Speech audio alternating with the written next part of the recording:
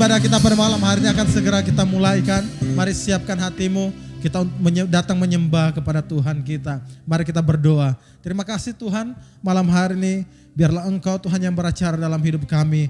Biarlah Engkau memberkati kami Tuhan, mengurapi kami semua. Biarlah ibadah kami pada malam hari ini Tuhan, ibadah yang mengandung janji dan selalu menyenangkan hati Tuhan. Terima kasih, kami buka ibadah ini hanya di dalam nama Tuhan Yesus Kristus. Haleluya. Amin. Haleluya. Haleluya. Ajaib Kau Tuhan.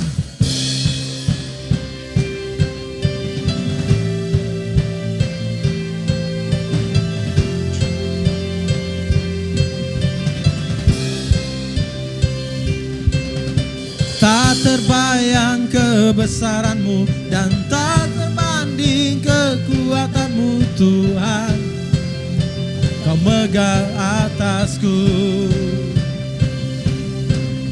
segenap jiwa dan pengharapan kan ku serahkan untuk rencana-Mu Tuhan.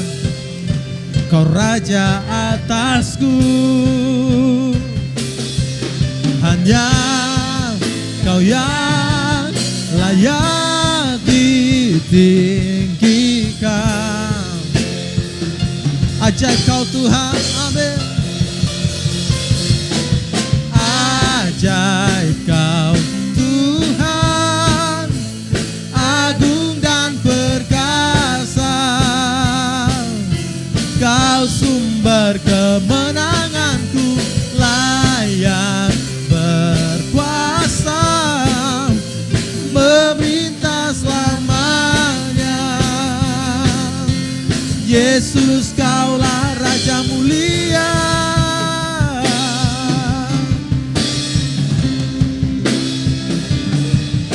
Tak terbayang kebesaran-Mu dan tak sebanding kekuatan-Mu Tuhan.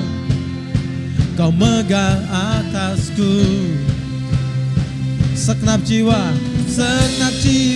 dan kan ku serahkan untuk rencana-Mu Tuhan. Kau Raja atasku, hanya Kau yang layak, hanya Kau yang layak ditinggikan.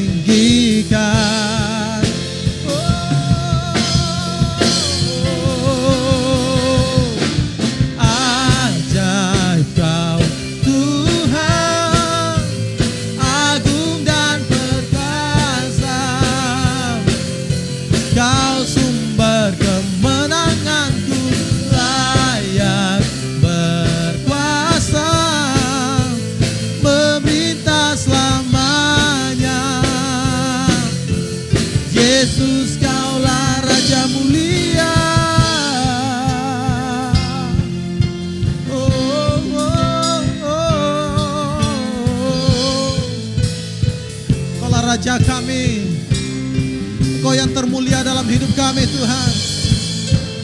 Yesus namanya,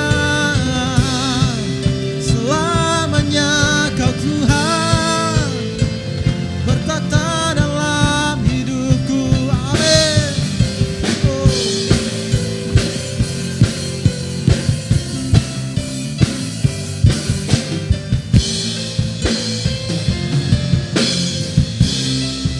Katakan ajaib Kau Tuhan, ajaib Kau Tuhan, agung dan perkasa.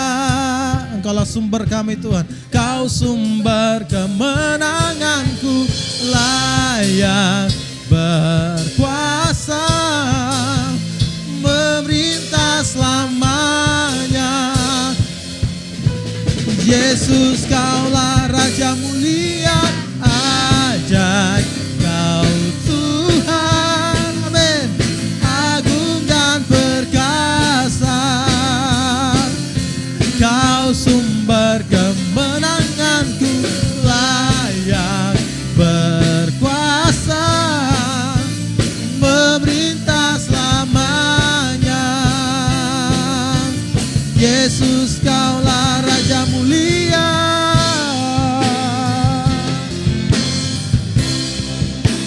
Raja mulia, Yesus, Kaulah Raja mulia.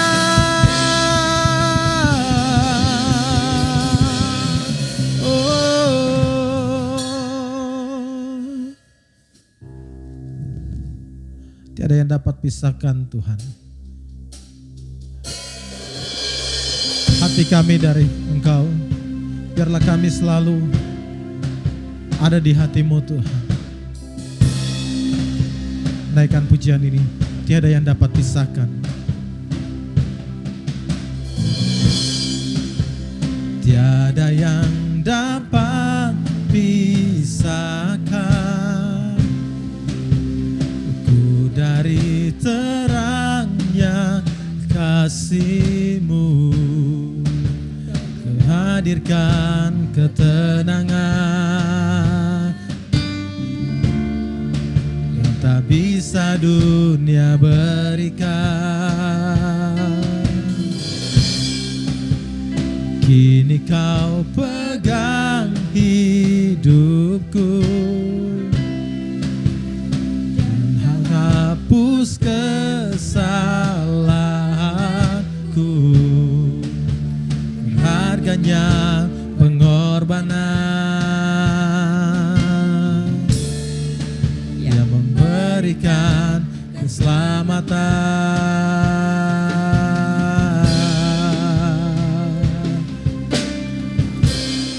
Kau hadir Tuhan, Kau hadir di setiap langkahku. Ku aman di dalam hadirat-Mu. Kau buktikan Kau setia. Kan ku angkat tinggi tangan kami Tuhan, tanda kami berserah. Kan ku angkat tinggi tanganku, tandaku berserah kepadamu. Selamanya Kau setia. Katakan, kini Kau pegang hidup kami Tuhan. Kini Kau pegang hidupku dan Kau hapus kesalahanku. Harganya pengorbanan yang tak bisa dunia berikan, yang tak berikan keselamatan. Kau hadir di setiap langkahku. Ku aman di dalam hadirat. Kau buktikan Engkau setia. Kan ku angkat tinggi tanganku Tuhan, kan ku angkat tinggi tanganku. Tandaku berserah kepadamu. Kau buktikan Kau setia. For your presence, oh your presence never leaves me, and you'll never forsake me. Or your presence never leave me, and you'll never forsake me, forsake me. Or your presence never leave me, and you'll never forsake me. Or your presence never leave me, and you're never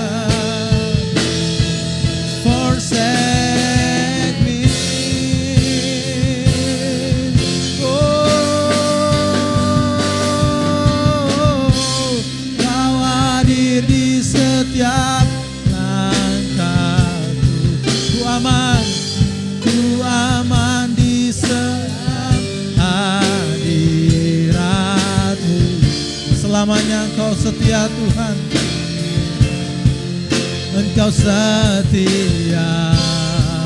Kan ku angkat tangan kami, kan ku angkat tinggi tangan. Tanda kami berserah, tanda ku berserah kepadamu. Buktikan Engkau setia. Mari kita menyembah Tuhan malam hari ini. Oh,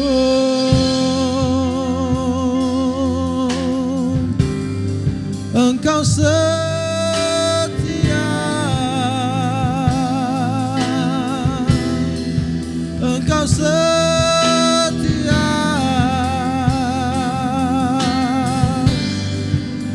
Engkau buktikan Kau setia dalam hidup kami Tuhan, dan kami tinggikan nama-Mu. Oh, kami agungkan nama-Mu. Mari anak-anak muda, naikkan suaramu sembah Dia. Oh, haleluya, haleluya, oh haleluya. Selamanya Kau Tuhan, selamanya Kau Raja. Bertakhtalah dalam hidup kami, bertakhtalah dalam hidup kami. Biarlah nama-Mu Tuhan selalu diagungkan. Yesus Tuhan, Yesus, Kaulah Raja kami. Oh, haleluya, haleluya. Kau hadir di setiap langkahku, ku aman di dalam hadirat-Mu. Selamanya Engkau setia.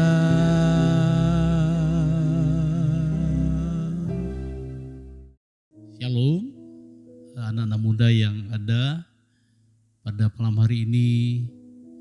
Mari kita akan merenungkan firman Tuhan yang saya percaya akan memberkati setiap kita semuanya. Sebelum kita dengarkan firman Tuhan, kita akan berdoa. Mari kita berdoa bersama-sama. Bapa di surga, di dalam nama Yesus, berkati setiap kami, urapi anak-anak-Mu Tuhan, secara khusus anak-anak muda, untuk boleh memahami, mengerti dari setiap firman yang akan disampaikan pada malam hari ini. Urapi hamba-Mu Tuhan. Demi nama Yesus Kristus kami berdoa, kami sambut firman-Mu. Haleluya. Amin. Baik, malam hari ini saya akan menyampaikan satu tema firman Tuhan yang berjudul hidup yang berguna. Tema ini kedengarannya hampir sama dengan beberapa waktu yang lalu saya menyampaikan untuk ibadah raya Minggu melalui siaran online. Tetapi tentunya kali ini berbeda karena kita akan membahas dari sisi yang berbeda. Kita akan membaca dalam firman Tuhan Filemon pasal yang pertama. Filemon pasal yang pertama ayat yang ke-8 sampai ayat yang ke-12 yang demikianlah firman Tuhan berkata, karena itu sekalipun di dalam Kristus aku mempunyai kebebasan penuh untuk memerintahkan kepadamu apa yang harus engkau lakukan. Tetapi mengingat kasih-Mu itu lebih baik aku memintanya daripadamu. Aku Paulus yang sudah menjadi tua, lagi pula sekarang dipenjarakan karena Kristus Yesus, mengajukan permintaan kepadamu mengenai anakku yang kudapat selagi aku dalam penjara, yakni Onesimus. Ayat 11 perhatikan, dahulu memang dia tidak berguna bagimu, tetapi sekarang sangat berguna baik bagimu maupun bagiku. Dia kusuruh kembali kepadamu, dia yaitu buah hatiku. Anak-anak muda yang dikasihi oleh Tuhan, seperti yang tadi saya katakan bahwa tema ini berjudul hidup yang berguna. Secara khusus kita sudah melihat dan membaca dalam kitab Filemon. Kitab ini ditulis oleh Rasul Paulus ketika dia berada di penjara dan dia mengirimkan melalui Epafroditus dan ditujukan kepada Filemon. Dan ada hal yang menarik daripada pembacaan firman Tuhan pada malam hari ini adalah kita akan menemukan seorang muda yang bernama Onesimus. Kalau kita perhatikan di dalam ayat yang ke-11, ayat 11 perhatikan, dahulu memang dia tidak berguna bagimu, tetapi sekarang sangat berguna baik bagimu maupun bagiku. Perhatikan, dahulu memang dia tidak berguna bagimu. Ketika membaca teks ini, maka ada frase, ada kata yang begitu luar biasa yang perlu kita renungkan. Bahwa dahulu ini dikatakan bahwa Onesimus itu tidak berguna bagimu. Tidak berguna bagi Filemon, tapi juga tidak berguna bagi Paulus. Iya, tetapi ketika Paulus menuliskan surat ini dan ditujukan kepada Filemon, ingin memberikan kesaksian bahwa seorang muda yang bernama Onesimus sudah mengalami sebuah perubahan. Hidupnya yang dahulu tidak berguna, saat ini pada waktu Paulus menuliskan surat ini dan ditujukan kepada Filemon, maka Onesimus menjadi sebuah pribadi, anak muda yang dahulu dikatakan tadi tidak berguna, sekarang menjadi berguna. Anak muda yang dikasih oleh Tuhan, Onesimus bagi Paulus bukan hanya sekedar seorang anak muda yang mendampingi dia, yang melayani Paulus ketika Paulus ada di penjara. Tetapi Onesimus menjadi anak yang dikasihi. Bahkan dikatakan dalam ayat yang ke-11 dan ayat 12 itu dicatat menjadi buah hati. Perhatikan baik. Ada begitu banyak anak-anak muda yang saya percaya dan teman-teman muda juga tahu di lingkungan di mana kita berada. Kita menemukan begitu banyak anak muda yang hidupnya menjadi hidup yang tidak berguna. Kenapa hidupnya tidak berguna? Karena dia tidak pernah menyadari bahwa dalam diri dia ada potensi besar, ada sesuatu kuasa ilahi yang besar yang Tuhan berikan kepada manusia yang diciptakan. Termasuk juga kepada Onesimus. Tetapi kenapa Onesimus menjadi tidak berguna? Karena dia di masa mudanya justru dia melakukan hal-hal yang tidak berkenan. Dia melakukan hal-hal yang jahat di mata Tuhan. Dan kenapa dia di penjara? Karena memang dia hidup jahat. Dia hidup berbuat dosa, makanya di penjara. Justru ketika ada di penjara itulah maka Paulus menemukan Onesimus. Disitulah saatnya Paulus mulai membimbing, Paulus mulai membina, Paulus mulai mengarahkan, bahkan Paulus menjadi mentor daripada Onesimus. Sehingga lambat laun Onesimus yang masih muda, yang hidupnya sebelumnya jahat, yang sungguh-sungguh di luar dari apa yang kehendak Tuhan, Onesimus dari hari ke hari dia mulai mengalami perubahan dalam kehidupan dia. Kadang kita temukan juga, kita perhatikan di sekitar kita, ada begitu banyak anak muda yang tidak menjadikan dirinya berguna. Ada begitu banyak anak muda yang membuat hidupnya tidak bermanfaat bagi keluarga, untuk orang tua, buat orang-orang di sekitar dia, buat masyarakat, lingkungan dan di sekitar dia. Karena yang dia lakukan adalah melakukan hal yang tidak baik, melakukan hal yang tidak benar. Karakternya yang tidak memberikan karakter yang baik. Padahal dia boleh mengatakan dia adalah sebagai orang percaya, dia sebagai orang Kristen, tapi dia tidak berguna. Dia tidak menjalani hidupnya secara berguna. Sebaliknya kehidupannya menjadi kehidupan yang membawa batu sandungan, menjadi batu sandungan bagi banyak orang. Apa yang membuat Onesimus berubah? Apa yang membuat Onesimus berubah? Hal yang pertama, karena dia berjumpa, karena dia bergaul dengan orang yang tepat. Justru dia bergaul dengan orang yang tepat, justru di tempat yang kurang tepat. Kenapa tadi saya katakan tempat yang kurang tepat? Karena justru Onesimus berjumpa dengan Paulus atau Paulus menjumpai Onesimus bukan berada di kafe, bukan ada di sebuah tempat yang mewah, tetapi Paulus menemukan Onesimus ketika Onesimus ada di penjara. Tetapi teman muda, anak muda yang kekasih oleh Tuhan, dia berjumpa. Inilah yang membuat Onesimus berubah, karena Onesimus berjumpa dengan orang yang tepat. Dia berjumpa dengan Paulus. Dia berjumpa dengan orang benar. Kalau kita mau menjadi orang yang berguna, maka hal yang pertama dari poin apa yang kita pelajari pada malam hari ini, temui orang-orang yang akan memberikan nilai dalam kehidupanmu. Temui orang-orang yang akan membuat kehidupanmu dibaharui. Temui orang-orang yang akan merubah kehidupanmu. Jangan temui orang-orang yang akan merusak karaktermu. Jangan temui orang-orang yang akan merusak mentalmu, kebiasaanmu dan sebagainya. Sehingga masyarakat, orang tua, keluarga mengatakan, kamu gak berguna. Tetapi hal yang pertama, perhatikan baik. Onesimus berjumpa dengan orang yang tepat. Bahkan dia bergaul dengan Paulus. Justru ketika ada di penjara. Kita banyak mendengar tentang ada banyak orang justru ternyata ketika ada di penjara mereka menemukan Tuhan. Mereka berjumpa dengan Tuhan. Pelajaran yang terbaik malam hari ini adalah bagaimana Onesimus bisa berubah. Karena dia berjumpa, karena dia bergaul dengan orang yang tepat sekalipun berada di tempat yang kurang tepat. Karena ada di penjara. Tetapi tempat tidak jadi masalah. Tempat tidak jadi masalah. Yang penting dengan siapa kita berjumpa di tempat itu. Kalau kita berjumpa dengan Tuhan, maka perubahan luar biasa terjadi. Ingat perumpamaan ketika Yesus, sebuah cerita ketika Yesus berjumpa dengan perempuan Samaria. Iya, perempuan Samaria. Ketika Yesus berjumpa dengan perempuan Samaria mengalami perubahan dalam kehidupan dia. Hal yang kedua, apa yang membuat Onesimus berubah? Yang kedua adalah Onesimus mau bersedia untuk berubah dan bertobat. Benar, yang pertama bahwa dia berjumpa dengan orang yang tepat. Tetapi yang kedua ini juga penting. Kalau Onesimus tidak punya kesediaan untuk berubah dan bertobat, maka tidak akan pernah terjadi perubahan, artinya kehidupannya tidak pernah akan menjadi berguna.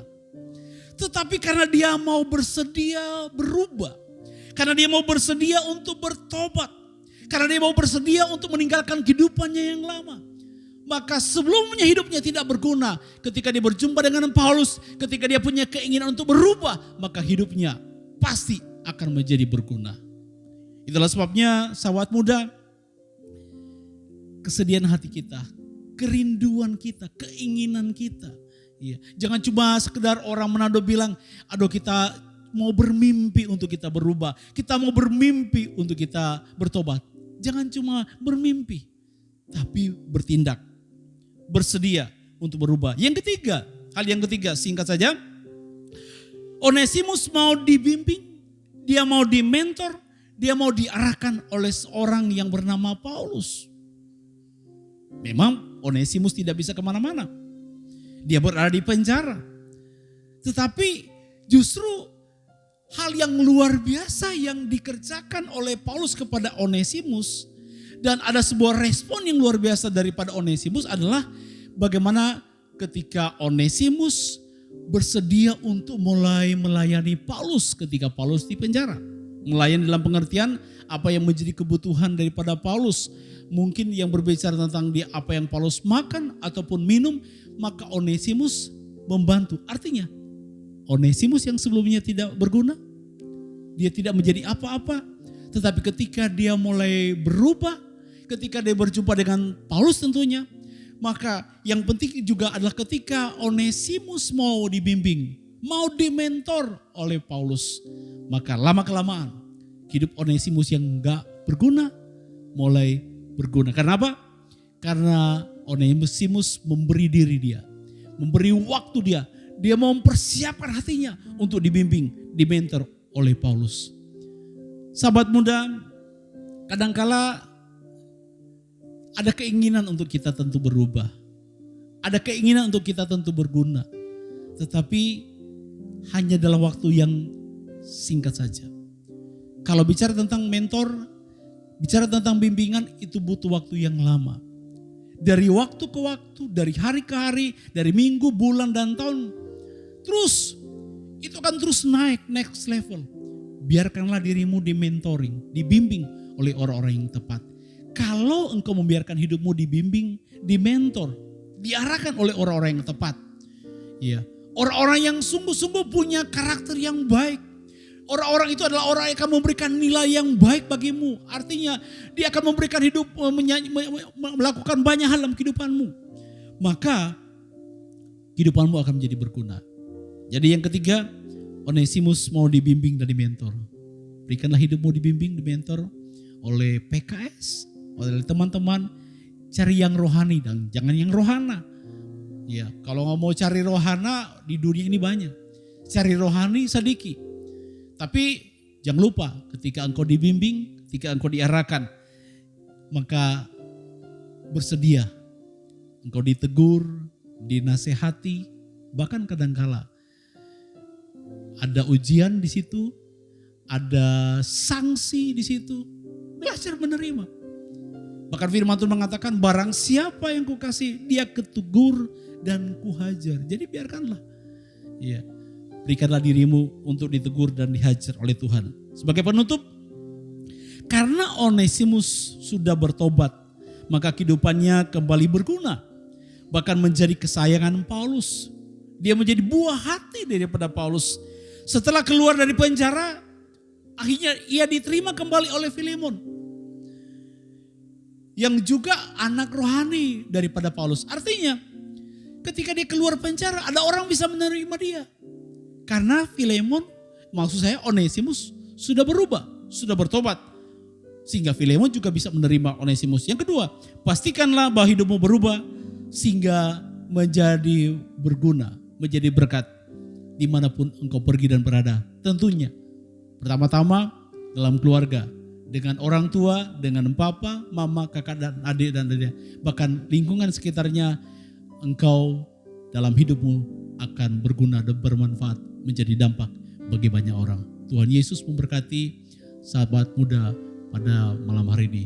Mari kita berdoa bersama-sama. Bapa di surga, meteraikanlah firman-Mu bagi setiap anak-anak muda. Sehingga anak-anak muda menjadi anak-anak muda yang berguna. Memang kehidupan mereka sebelumnya pada masa yang lalu, kehidupan yang lama jauh daripada Tuhan. Tapi bila ketika mereka dengarkanlah firman-Mu Tuhan pada malam hari ini, maka firman-Mu menegur, firman-Mu menasehati, firman-Mu Tuhan yang akan membuat mereka diubahkan sehingga mereka menjadi orang-orang yang berguna bagi Tuhan, bagi kerajaan Allah. Terpujilah nama-Mu Tuhan. Berkatilah setiap anak-anak muda yang ada di rumah mereka Tuhan. Berkatilah masa depan mereka sehingga kehidupan yang luar biasa, kehidupan yang berdampak terus menjadi bagian mereka dari sekarang dan sampai selama-lamanya. Demi nama Yesus Kristus kami berdoa, kami mengucap syukur kepada Bapa di surga. Haleluya. Amin. Shalom, selamat malam.